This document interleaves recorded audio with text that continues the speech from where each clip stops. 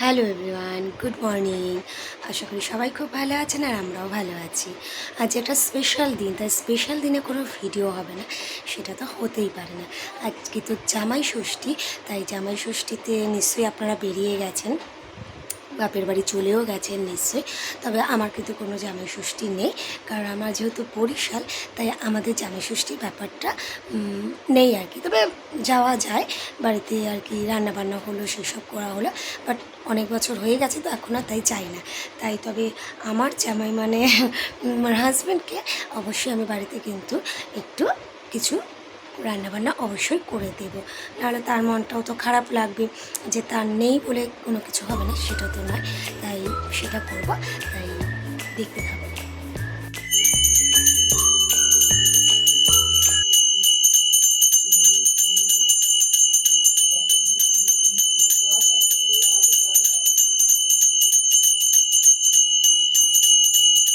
মা সকাল সকাল উঠেই পুজোতে বসে গেছে, আর আমার জামাইয়ের জন্য ব্রেকফাস্ট রেডি করে ফেলেছি। আর মা আর বাবা যাচ্ছে হঠাৎ করে একটু বেরু বেরু করতে নবদ্বীপে, তাই মা আর বাবা দুজনে মিলেই যাচ্ছে, যে ব্যাগপত্র রেডিও হয়ে গেছে। কিরে, খাওয়া শেষ হয়ে গেল? থালা পরিষ্কার? হ্যাঁ, তো তাড়াতাড়ি। বাটার আর চিপস খেয়েছি। এ বাবা, জামাই ষষ্ঠীতে আজকে এই খাওয়া? না, রাত্রিরে তো মেনু খাবার হবে। রাতে কে করবে? তুমি? আমি রান্না করো আবার রাত্রিরে? হ্যাঁ। বাবা, কেন? না। জামাই ষষ্ঠীর জন্য? হ্যাঁ, এই দেখো দেখাও এটা। কি দেখাবো? ও আচ্ছা, এটা বাবানের। আমাদের তো ষষ্ঠীতে মানে মা বলে কি বায়না দিতে হয়, তাই বাবানের জন্য এই জামাটা আর কি এই গোপালের সামনে থালায় আর কি দেওয়া হয়েছিল বায়না। তো এটা নতুন জামা পড়েছে ষষ্ঠীতে। আর সত্যি আজকে আমাদের থালা সবার পরিষ্কার, খাওয়া হয়ে গেছে। কারণ হলে সিম্পল খাওয়া দাওয়া হয়েছে, ঘি, শাক, আর ছেলে খেয়েছে বাটার আর চিপস দিয়ে, তাই তো?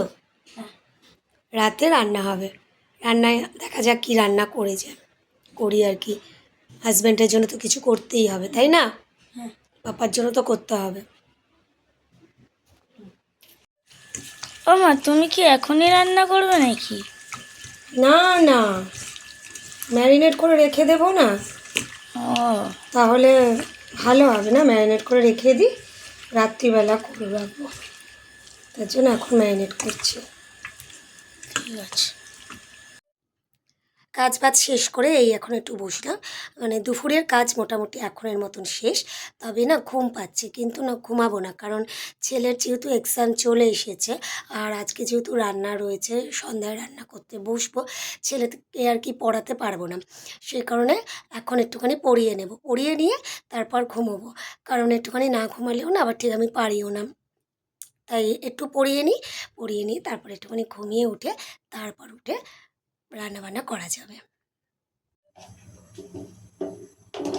Hello friends, good evening. রান্নাঘরে চলে এসেছি, আর রাইসটা বসানো শুরুও করে দিয়েছি, কারণ নাহলে তো হতে হতে আবার টাইম লাগবে।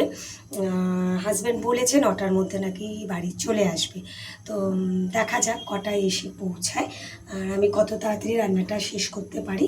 আগে রাইসটা দিয়ে শুরু করলাম, তারপরে চিকেনটা শুরু করব। ও মা, তুমি কি ছোলা দিয়ে করবে? না না, ছোলা দিয়ে করবো না, তুই তো ছোলা দিয়ে ভালোবাসিস না, তাই নারকেল দিয়ে চিকেনটা করবো আজকে, আর ছোলা দিয়ে না। রাইসটা কখন করবে? রাইস এই তো রেডি করছি, এই যে এনে রেখেছি, কাটবো এগুলো, রেডি টেডি করে তারপরে। কেন, খিদে পেয়ে যাচ্ছে নাকি? হ্যাঁ। না বাবা, এই বেলায় খিদে পেয়ে যায়, আর ভাতের বেলায় কিন্তু ওর খিদে পায় না। রাইস, বিরিয়ানি এগুলো হলে খুব খিদে পেয়ে যায় তাড়াতাড়ি।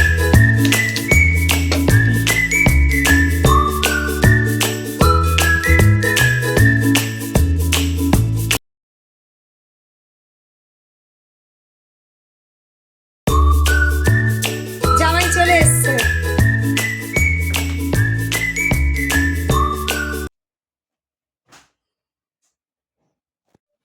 বলো, খেয়ে কেমন হয়েছে? জামাই, তোমার স্পেশাল, তোমার জন্য রান্না করেছি, স্পেশাল রান্না, বলো।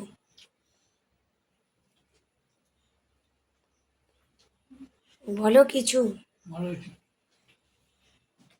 মনে হচ্ছে একটু ঝাল হয়েছে, কিন্তু ভালো হয়েছে। একটু ঝাল দিয়েছি চিকেনে আজকে, ঝাল কম ভালো লাগে না, আজকে একটু দিয়েছি। ঠিক আছে, তুমি খেতে থাকো।